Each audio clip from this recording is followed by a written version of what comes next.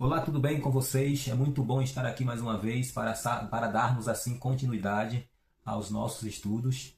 A temática de hoje é os sinais da volta de Jesus. Eu convido você em seu lar a abrir a sua Bíblia no capítulo 24 do livro de Mateus e nós iremos ali fazer um estudo sobre esse assunto à luz da Bíblia. É super importante dizer para você que Cristo veio e preparou ali os discípulos para continuarem a obra ausente dele. Antes dele retornar para o céu, ele foi confrontado pelos discípulos ali no Monte das Oliveiras, e foi ali no monte em que Cristo revelou aos discípulos tudo o que iria acontecer no final dos tempos. E é exatamente sobre esse ponto importante que nós vamos analisar aqui agora. Bom, os sinais da volta de Jesus são vistos no mundo social, natural e religioso. Ou seja, os sinais são vistos entre as pessoas, são vistos na natureza, ou seja, os acidentes naturais que acontecem, geralmente são sinais da volta de Jesus. E entre as religiões, nós encontramos também Cristo dizendo que muita coisa iria acontecer ali, não coisa boa, mas coisa ruim. Enfim, e nós estamos aqui para mostrar para vocês essa grande questão. Então, eu convido você a permanecer aqui conosco alguns minutos e estudarmos juntos essa temática. Ali no capítulo 24 do livro de Mateus, você vai ver os discípulos se retirando ali do templo e mostrando para Jesus aquela bela construção daquela época. Jesus, ele fita os olhos nos discípulos e diz o seguinte, Mateus 24, verso 2. Ele, porém, lhes disse, não vedes tudo isso? Ele olhou para o templo, mostrou os discípulos e disse, vedes tudo isso? Não ficará pedra sobre pedra que não seja derribada. Ou seja, Cristo estava a dizer aos discípulos que aquela bela construção ia abaixo, ia ser destruída. E de fato aconteceu no ano 70. Um pouco depois da volta de Jesus para o céu, Jerusalém foi totalmente destruída e se cumpriu ali as palavras de Cristo. Passou-se alguns minutos e os discípulos agora encontram Jesus no Monte das Oliveiras. E no verso 3 do capítulo 24, você vai ver os discípulos fazendo essa pergunta a Jesus.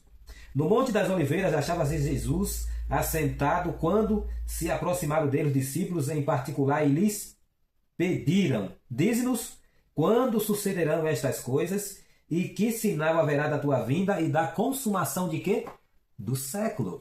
Isso, os discípulos agora perguntam para Jesus quais seriam os sinais da volta dele e como seria ali a consumação de quê? Do século. Com outras palavras, eles estavam perguntando para Jesus como seria o fim do mundo, o fim de todas essas coisas terrenas que nós hoje vemos.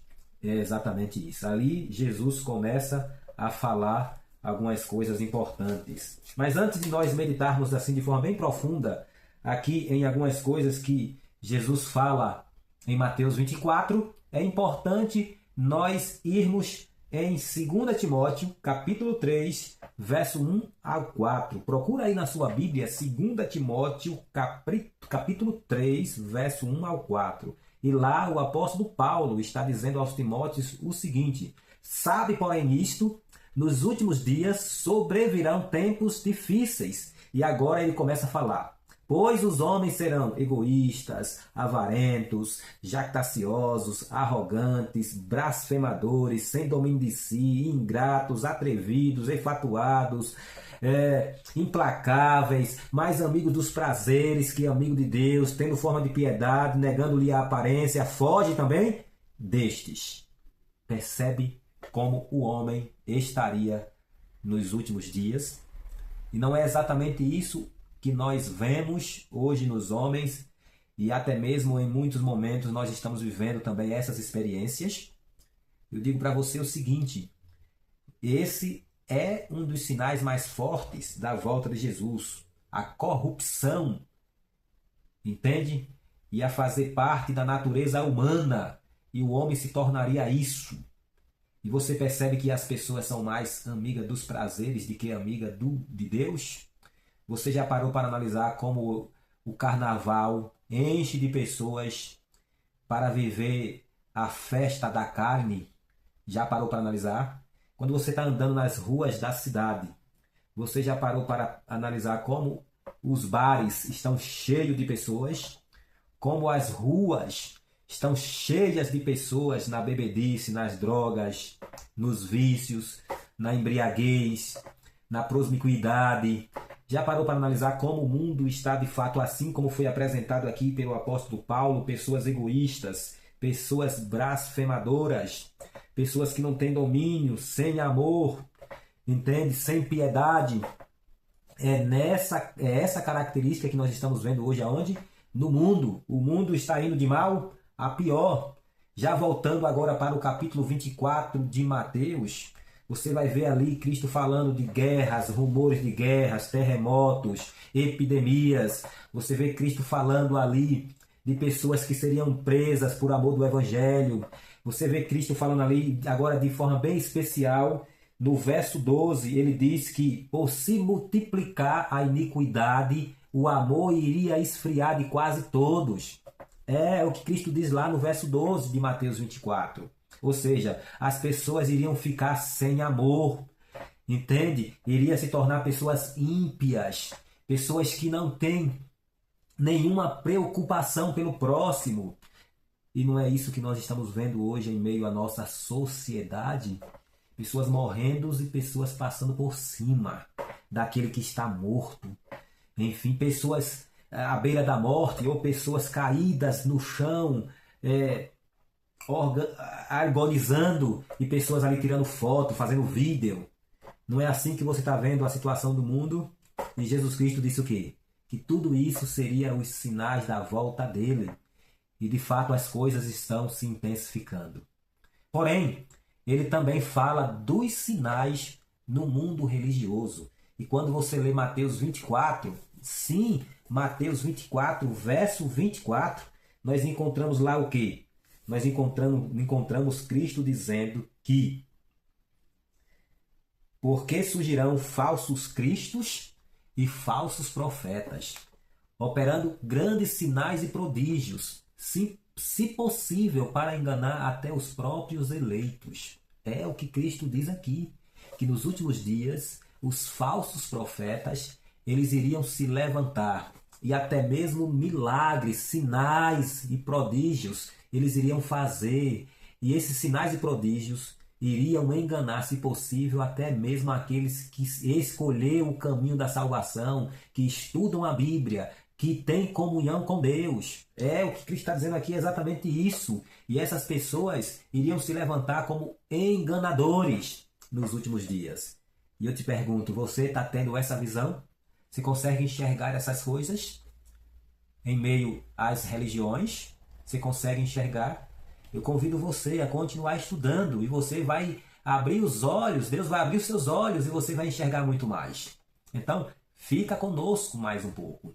Olha, falando dessa questão, Jesus Cristo, aqui eu estou finalizando, Jesus Cristo em Mateus capítulo 7, e você lendo ali Mateus capítulo 7, especialmente do verso 15 ao verso 23, mas eu queria refletir com você do verso 23 do verso 21 ao 23, e ali você vai encontrar algo super importante. E lá está dizendo o seguinte: nem todo que me diz Senhor, Senhor, entrará no reino dos céus, mas aquele que faz a vontade de meu Pai que está nos céus. Muitos naquele dia hão de dizer: Senhor, Senhor, porventura não temos profetizado em teu nome, e em teu nome não expelimos demônios, e em teu nome não fizemos muitos milagres. Olha o que essas pessoas estão dizendo para Cristo. Mas olha a resposta de Cristo para ela. Então lhes direi explicitamente: nunca vos conheci. Apartai-vos de mim, os que praticais a iniquidade. Essa é a resposta de Cristo para essas pessoas que estão apresentando essas coisas. E aos nossos olhos, ou seja, humanos, não são coisas ruins. É ruim expulsar demônio? É ruim fazer milagre? É ruim profetizar? Não, não são coisas ruins. Mas essas pessoas estavam fazendo isso não pela motivação certa e não pela inspiração de Deus, mas pela inspiração do adversário. Por quê? Porque eram pessoas que estavam ali em meio às religiões, mas não faziam o que? A vontade de Deus. E eu digo para você que esse é o sinal mais forte da volta de Jesus. Olha para o cenário religioso hoje. Olha se as pessoas estão procurando igrejas sérias, que pregam o pecado, pregam o arrependimento. Olha em meio às religiões de hoje, se as pessoas estão preocupadas em fazer a vontade de Deus, em buscar mudança interior, em buscar mudança de coração. Dá uma olhada se é de fato isso que está acontecendo, ou estão indo para as religiões buscando condições financeiras, buscando como é que diz, pagar o aluguel, buscando comprar o carro novo, a casa nova. Não é essa a motivação das pessoas nesse tempo que nós estamos vivendo, e muitas igrejas neopentecostais que não pregam verdades pelos quais Cristo deixou muito claro que esses líderes religiosos deveriam estar pregando nesse tempo.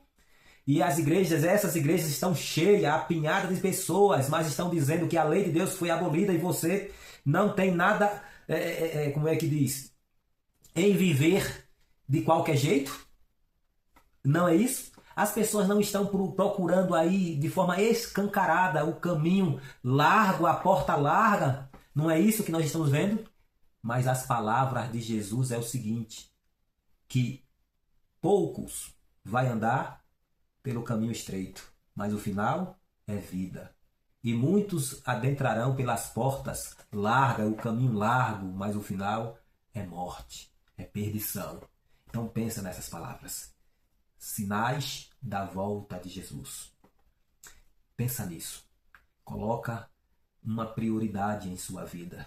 Conheça a luz do Evangelho de Cristo. Conheça, busque conhecer. Busque conhecer Jesus. Quem de fato foi Jesus e o que ele representa para você. E aí você vai se surpreender com tantas coisas que Deus tem a te oferecer. Amém? Louvado seja o nome de Cristo.